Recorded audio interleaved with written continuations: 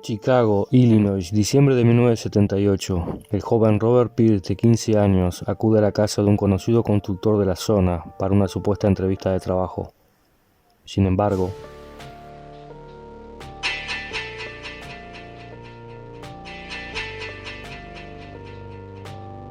este era el modus operandi de uno de los asesinos en series más sádicos y famosos de los Estados Unidos, John Wayne Gacy, también conocido como Pogo, el payaso asesino.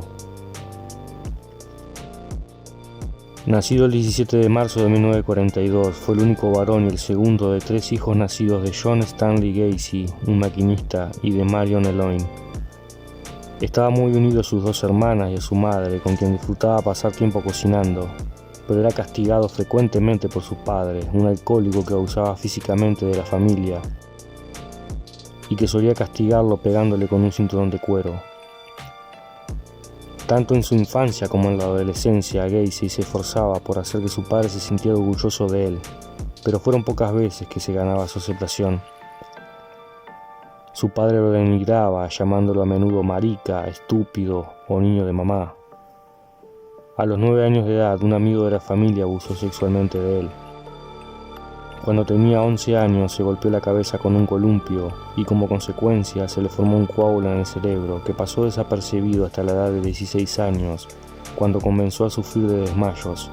With some older kids, and I passed out, and I remained unconscious for about 10 or 15 minutes. We went to the doctor, and they said I had an enlarged bottleneck heart, so I was more or less like a sickly kid.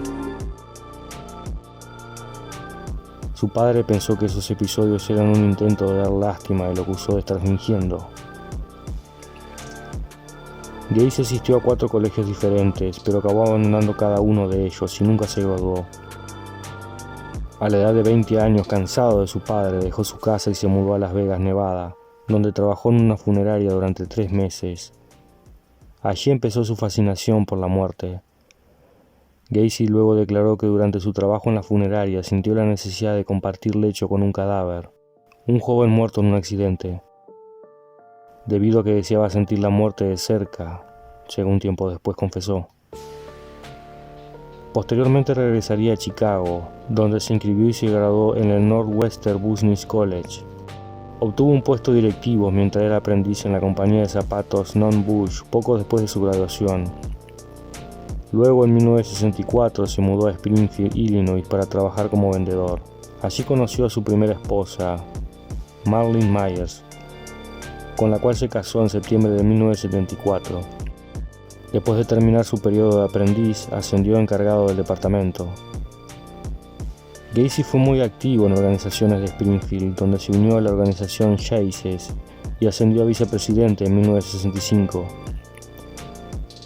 Gacy tenía problemas sexuales y muy rara vez conseguía una erección. Aún así, en las ocasiones que lo consiguió, engendró a 2 hijos, Michael en 1966 y en 1967 a Christine Gacy.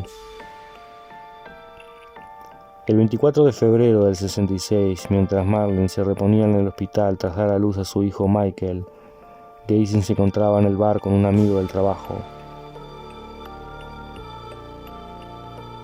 Gacy mantuvo sexo oral con su amigo y a la mañana siguiente ambos estaban eufóricos a la vez que avergonzados.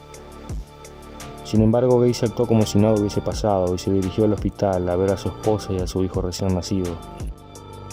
Posteriormente, Gacy se mudaría a Waterloo, Iowa, donde fue gerente de un restaurante de cadenas de Kentucky Fried Chicken, perteneciente a la familia de su esposa. Una tarde, mientras Marlene y los niños se encontraban fuera, Gacy invitó a su casa a Donald Borges, de 15 años, hijo de un senador de Iowa. Gacy invitó al joven a ver unas películas en su proyector, en el sótano. Luego procedió a embriagarlo para inhibirlo y así abusar sexualmente de él. El joven Borges practicó sexo oral con Gacy, quien luego le entregó al chico $15 y lo amenazó para que no hablara, diciendo que él tenía contactos con la mafia de Chicago. El joven en una primera instancia guardó silencio, pero en marzo del 68 contó todo lo sucedido a sus padres, quienes denunciaron a Gacy. Este alegaba que el chico mentía e insistió en que se lo sometiera al detector de mentiras, pero no pasó la prueba. Los agentes incluso bromeaban diciendo que la única respuesta verdadera de Gacy fue cuando le preguntaron su nombre. Durante el proceso, otros chicos se acercaron a denunciar a Gacy por abuso sexual. Como consecuencia, su matrimonio terminó después de ser detenido el 10 de mayo de 1968 y declarado culpable por abuso sexual a menores. Gacy fue sentenciado a 10 años de prisión en la penitenciaría estatal de Anamosa. Allí Gacy se convirtió en un preso modelo, trabajaba como cocinero en la prisión y hasta dio una nota en la prensa televisiva. Poco después de 18 meses recluido, salió en libertad condicional el 18 de junio de 1970 debido a su buen comportamiento. Luego de abandonar la cárcel, se mudó nuevamente a Illinois con su madre, donde ocultó su registro criminal. Desde que fue sentenciado en 1968, no pudo volver a ver nunca a su primera mujer ni a sus hijos. Tampoco a su padre, pues murió el 25 de diciembre de 1969 de cirrosis hepática tras ingresar en el hospital el 17 de diciembre. Gacy no fue informado de su fallecimiento hasta después del funeral. En 1971 compró una casa en una zona en el Norwood Park, en las afueras de Chicago. Allí estableció su propio negocio dedicado a la construcción, PDM Contrataciones. Para el 12 de enero de 1972, Gacy recogió al joven Tim McCoy, de 16 años, en la estación de autobuses Greyhound. Gacy le ofreció al joven enseñarle los alrededores, lo llevó a su casa donde mantuvieron relaciones sexuales.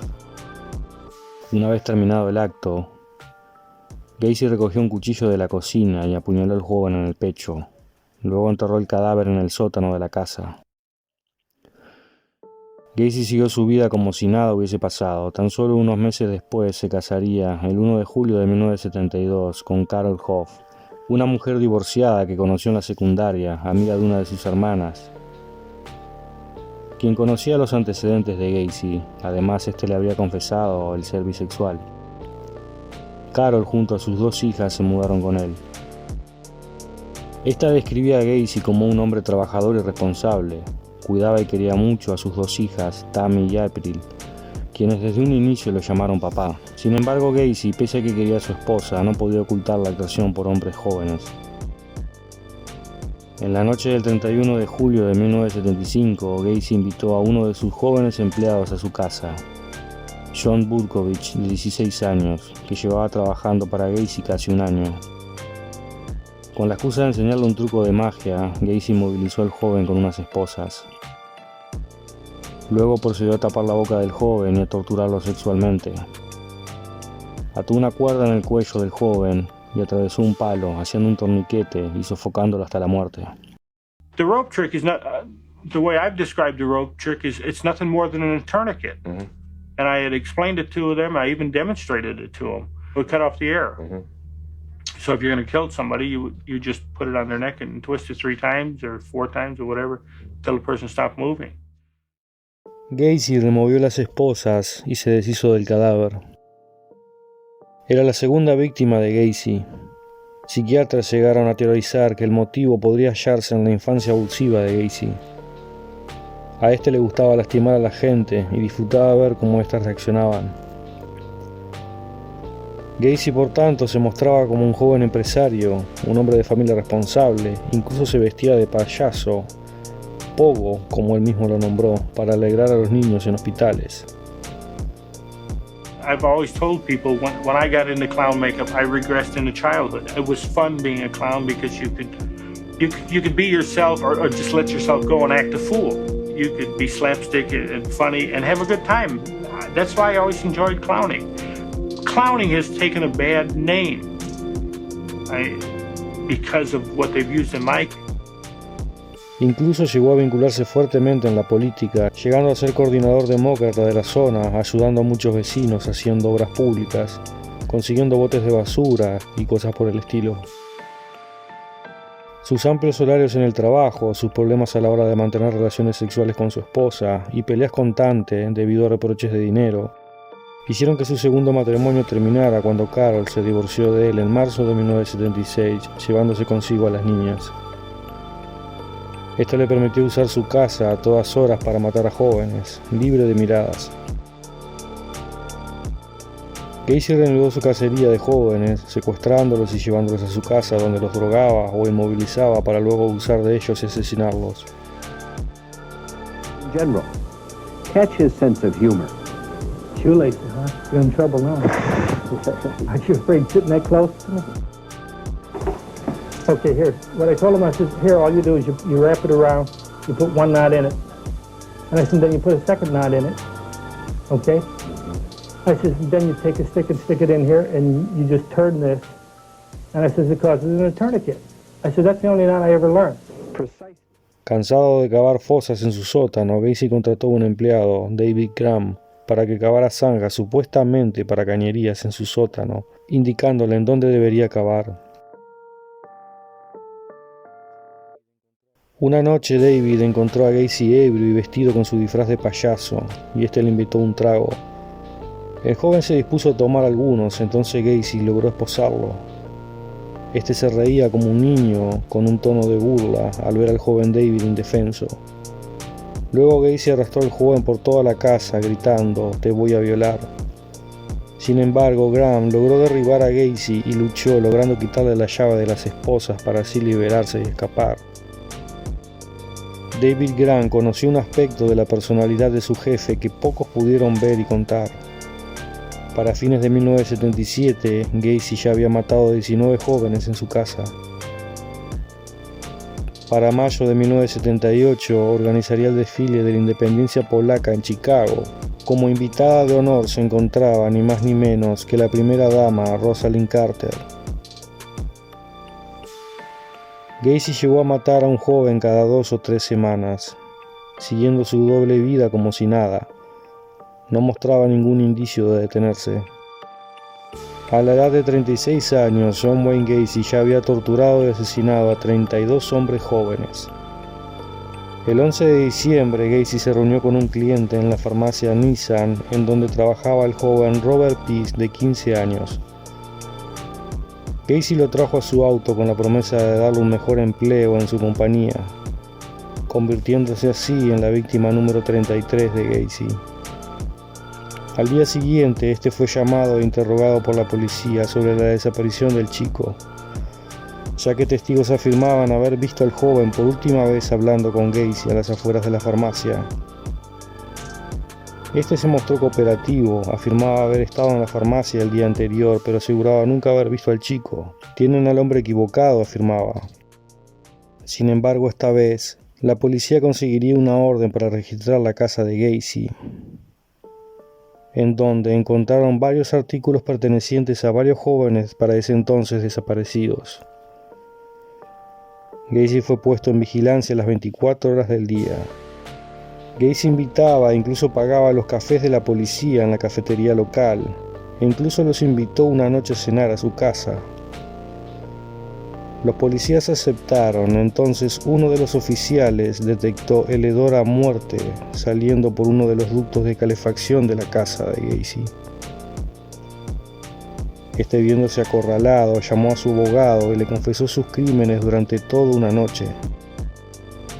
Declaró haber asesinado por primera vez en enero de 1972, cuando al clavar el cuchillo en el cuerpo de un joven y ver cómo la sangre brotaba del cuerpo, sintió una sensación de excitación y esto comenzó a gustarle.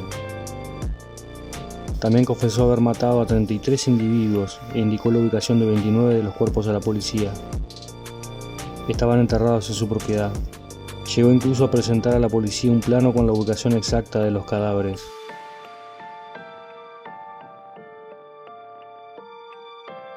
Para el día 29 de diciembre de 1978, tras 6 días de excavaciones,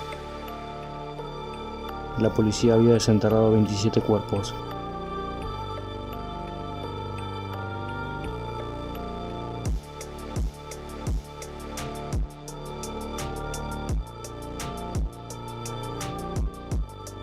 Las otras 4 víctimas, dijo, las había arrojado al río Des Plaines.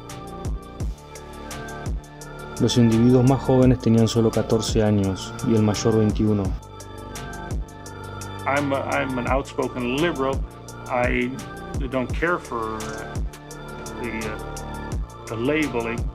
I don't care for any labeling for that fact. Do you claim homosexuality? No, I would definitely not be homosexual. I have nothing against what they do, and I don't deny that I've engaged in sex with males, but that I'm bisexual. You're bisexual? Right. 7 de las víctimas nunca fueron identificadas.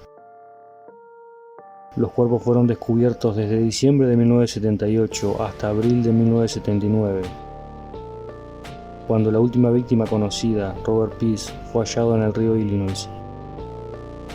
En 1998, mientras se realizaban reparaciones en el estacionamiento trasero de la casa de Gacy, las autoridades encontraron restos de al menos 4 cuerpos más. En el año 2010 se reabrió el caso. Desenterraron 8 de los cuerpos que a la fecha no habían podido ser identificados, y gracias a los avances tecnológicos se extrajo ADN de las víctimas y se pudo identificar a uno de los restos como William George Bundy. Más tarde, en 2017, se logró identificar a otro joven, James Byron Atkinson.